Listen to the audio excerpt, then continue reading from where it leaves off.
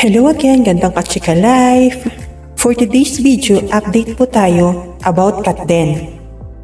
December 2, 2024, araw po ng pag-uwi or pagbalik nila ng Pilipinas ang Katden. Ngunit sinamantala ng Katden ang pagkakataon na mag-enjoy kahit na ilang oras lamang. Naging trending nga or usap-usapan sa X na dating Twitter or sa iba't ibang social media platform ang mga pictures or video na nakuhanan about Katden, lalo na po yung pag-skydiving ni Miss Catherine Bernardo na naging trending po siya kasi sinalubong po siya ni Mr. Alden pagkalapag po ni Miss Catherine Bernardo. Agad-agad pong sinalubong ni Mr. Alden Richards si Miss Catherine. At ito naman po si Miss Catherine Bernardo ay sabay akap ng mahigpit kay Mr. Alden Richards na ikinatuwa ng marami, lalo-lalo na po ang mga Katden fan na kagaya ko. At syempre, di lang po ang pag-i-skydiving ang naging mga ayuda. Naispatan din po si Mr. Alden Richards at syempre ang mga kasama niya, lalo na po si Mama Tin at si Mr. Laysam na namimili po sila sa Gold Store. Nakita po sila doon na namimili at nagsukat pa po itong si Mr. Alden Richards. O diba ang bongga? Siyempre, aasahan na po natin na magbibigay na naman po itong si Mr. Alden Richards ng regalo kay Miss Catherine Bernardo kahit na po wala namang okasyon or special na araw. Alam niyo naman po at alam naman po natin kung gaano kagalante si Mr. Alden Richards at kung gaano niya din kaimportante para sa kanya si Miss Catherine Bernardo. At di lang po yan, naispatan din po ang Katden sa isang restaurant kung doon po sa sikat na restaurant na yon is na kumain po sila ng seafoods, lalo na po yung alimango, yung spicy. Nakita naman po natin yung video nyo na itong si Mr. Alden Richards parang sabik na sabik po siya doon sa spicy na food. Namataan din po natin na naging kasama din ni Miss Catherine Bernardo ang kanyang kaibigan na si Shelo Filomena. Sa isang restaurant nga po, naispatan po sila na magkausap at kumakain. Siyempre, di lang po yan. Kasama rin po ni Miss Catherine Bernardo ang kanyang kaibigan na si Shelo sa skydiving. Samantala po, hindi po matatawaran ang kagalak or kasiyahan ng Katden dahil po sa mainit na pagtanggap ng Dubai. Lalong-lalo na po ang mga fans po nila sa Dubai na OFW na sobra pong pinakita sa kanila ang suporta po sa Katden. Pinakita nga po ng mga OFW sa Dubai kung gaano nila kamahal at sinusuportahan ng Katden. May isang kaganapan din nga po doon na naging viral kasi nga po that time na black screening po sila is meron pong nag-gender reveal ng kanyang pinagbubuntis at eto pa po nagsabi po ang isang girl na sa kanyang pinagbubuntis ay isa nga pong lalaki. Ang gender niya po is lalaki na ipapangalan daw niya po kay Mr. Alden Richards na ikinatuwa naman ng marami. At syempre, hindi po papahuli ang trending na TikTok dance ni Miss Catherine Bernardo at Mr. Alden Richards na naging sample po nila sa isang black screening po sa Dubai. At ikinatuwa po to ng mga netizen at ng mga fans nila doon na sinabayan po ang Katden. Sa 2 araw po ng Katden sa Dubai is marami pong naganap, maraming nasiyahan, parang nakapag-relax din po ng kahit papano ang Katden. At sobrang kita naman po natin kay Miss Catherine Bernardo at Mr. Alden Richards na nag-enjoy po sila sa Dubai. December 3 nga po ang balik nila dito sa Pilipinas. December 3 po ang paglabag nila by 11 AM po siguro or 12 noon.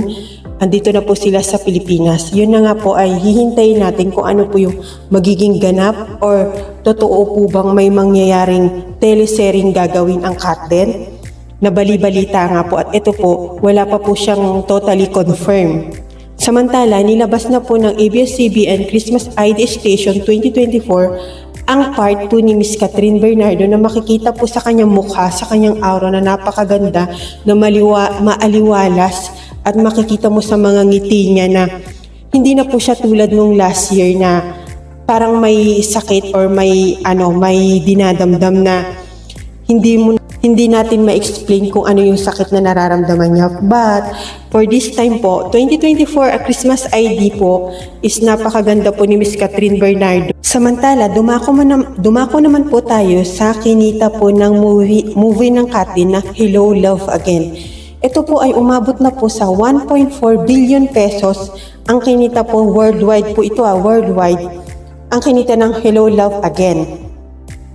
Grabe po yung nagmamahal po talaga sa Katin kasi first time nga po na kauna-unahan po ang Katin, ang Hello Love Again na kumita po ng bilyon.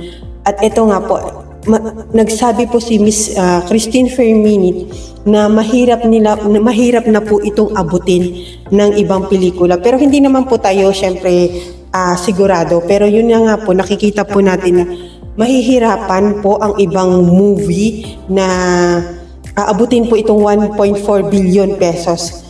Sa tingin ko po, totoo po yung sinasabi ni Miss Christine po na baka po maabot to or maabot man lang ito kung ang pelikula po is ang gaganap is si Mr. Daniel Padilla or nakasama po si Miss Catherine Bernardo na alam po natin na malabo na po mangyari.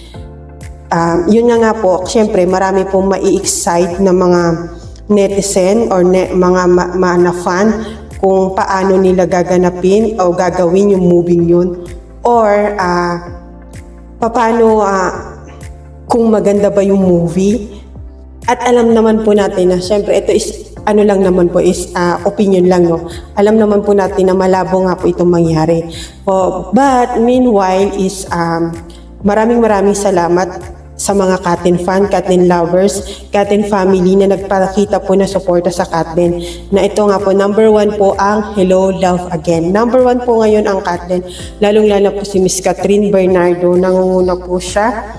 At sobrang saya po natin kasi nga nakita po natin yung tagumpay ni Miss Catherine Bernardo sa lahat po ng sakit, luha na nadanas niya is grabe naman po yung binigay po sa kanya ng universe. Yung balik po sa kanya is maraming blessing. Napakadami po niya endorsement. Kumita po ng napakalaki yung pelikula niya. At syempre, masaya po yung puso niya kasi maraming nagmamahal sa kanya. At nakita niya po yung mga taong tunay na nagmamahal at sumusuporta sa kanya. At ganun din po kay Mr. Alden Richard na syempre patuloy yung blessing sa kanya. Marami po siyang negosyo, nagpo-produce po siya ng pelikula na alam po natin na hindi po siya pinapabayaan ng universe kasi nakikita po kung gaano rin po kabuti, kung gaano kabuting tao, gaano kabuti po, napakaputi ng puso ni Mr. Alden Richard. So that's it for today's video. Sana po nagustuhan niyo po ang video natin ngayon, ang topic natin for today. Pero bago po tayo magpaalam, gusto ko lamang pong magpasalamat po sa mga patuloy pong sumusubaybay sa ating video. Sa legit po na subscriber, maraming salamat po. Thank you for watching. Kung nagustuhan niyo po ang video ito, subscribe na sa Starlight Showbiz YouTube channel and please don't forget to hit the bell button for our latest updates.